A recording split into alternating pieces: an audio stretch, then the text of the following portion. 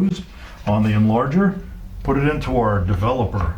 Okay? Place that down, get it submerged as quickly as possible so it's nice and even, and then just start agitating it constantly.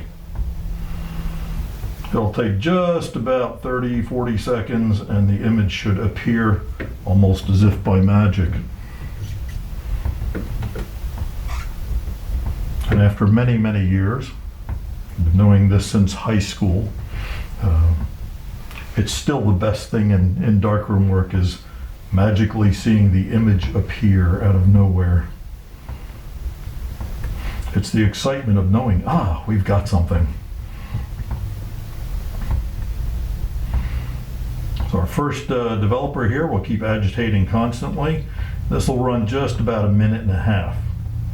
The trays and stuff we're using here, trays and tongs, they're also available as a kit from Beseler, as a printmaker kit, and includes 8x10-inch trays, sets of tongs, also some bottles for chemistry, for storing your mixing and storing chemistry, and also a film developing tank and reels. So that, if you couple it with the cadet enlarger, you have a really nice starter kit at a very reasonable price.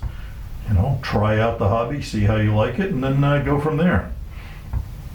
Okay, after we have, about a full minute plus of development here, looks pretty nice.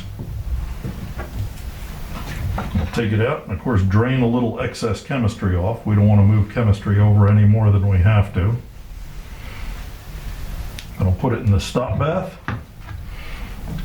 Again, the stop bath is basically a weak acid, acetic acid and water, so it's kind of like glorified vinegar, although it doesn't smell quite as weird. It's got its own weird little smell. The smell is kind of funny because at our demonstration darkroom, a lot of folks stopped in and said, I just stopped by to remember the smell. Now, if you're working for a long while in a darkroom, the smell can get to be a bit much, especially if you have a very small space. So here at Beseler's Own, the guys at Toledo is the furniture building and fabrication division. They built us a nice little ventilation system which sucks all the fumes off of here. They're not really that bad, but typically when you're in a darkroom, you like to spend some hours doing it. You kind of just get lost in the darkroom. Well, I'll print that one. I'll print that one. So having a little ventilation is kind of a nice thing. Okay, I'll keep it down here in the fixer, typically for about 1 minute face down.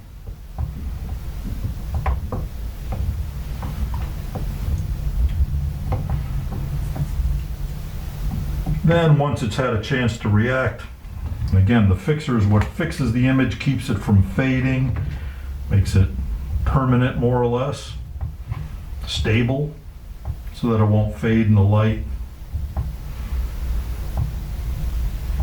What you're dealing here with is silver chemicals, so you're trying to convert them into something that will be a stable process, stay on your paper. Okay? After that amount of time, we can turn on our lights again, and then after another few seconds in a fixer, we'll move it back over to the wash. All right. You can see now that we've had our print in the fixer, and it should be pretty well light proof at this point. We'll keep it in there for another few seconds. You can see the image came up pretty nicely. We have a nice range of tones ranging from highlights in the background here to shadow areas. We want some detail in each.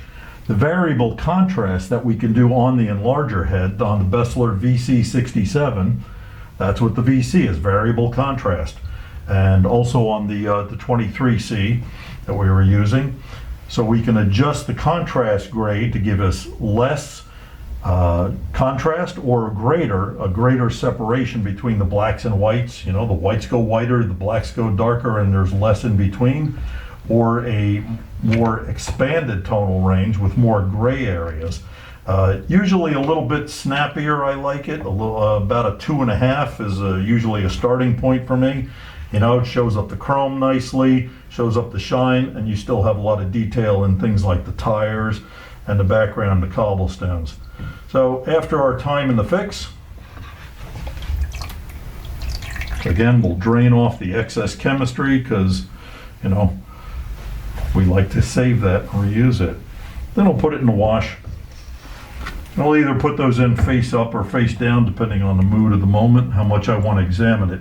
The best way to examine your print to see if it's actually proper, you've got the right exposure and right contrast, is after you've washed it and after it's dry. Sometimes they do change slightly, so if you're doing a real critical judgment, the print should be dry when you do it. But for our purposes here, this is pretty close. I'm kind of happy with that. So we'll let it sit in the wash for that. Usually I like a running water wash if I'm real worried about it. A lot of times I'll just put it in a water bath, let it sit for a while we do other prints, and then wash a batch of them at once. I'll just pull it out. Let's see. Let's see, it's trickier than it looks.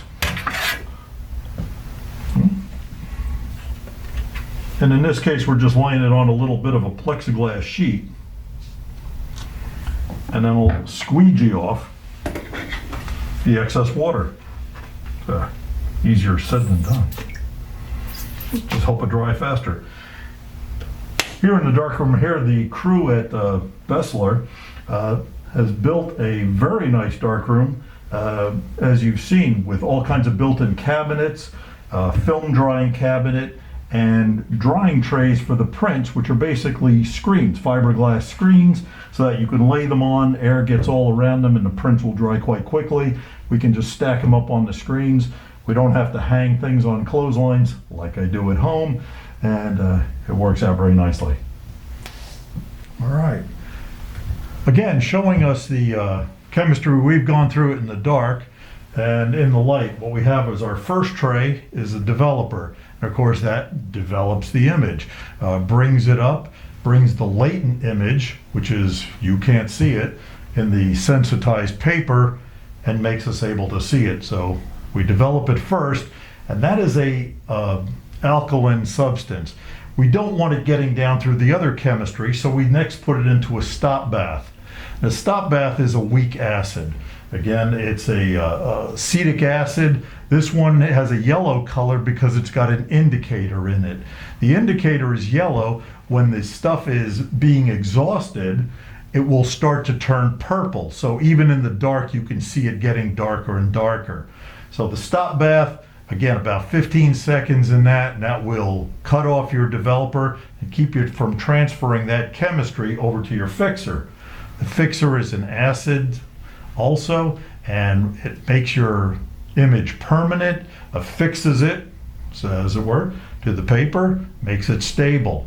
After a couple minutes in the fixer, we then move to a water bath, and when we're doing multiple prints, we usually like to have a water bath just to keep the prints in, you know, they start washing off a little bit of chemistry, then we give them a running water wash, and then finally squeegee them dry, put them out on a rack or hang them up, whatever you have room for.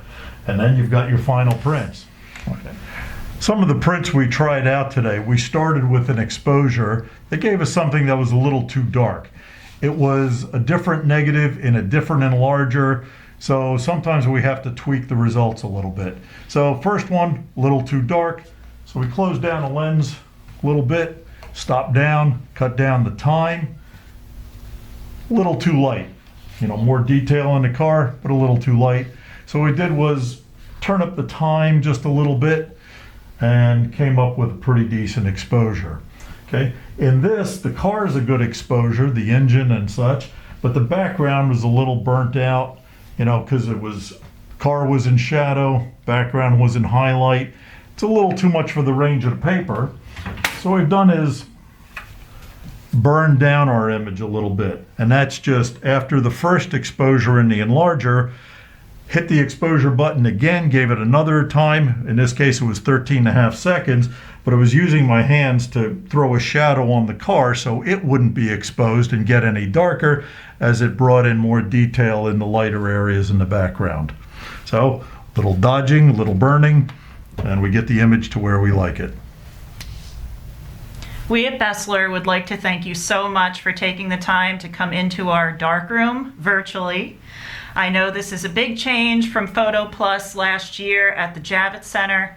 What a difference a year makes, but we were able to show you all of our enlargers and give you a taste of what we did last year right here in our very own darkroom. And if you have any questions, you can always reach us by phone or email at 1-800-BESLER, or you can email me at customerservice@beseler.com. Thank you.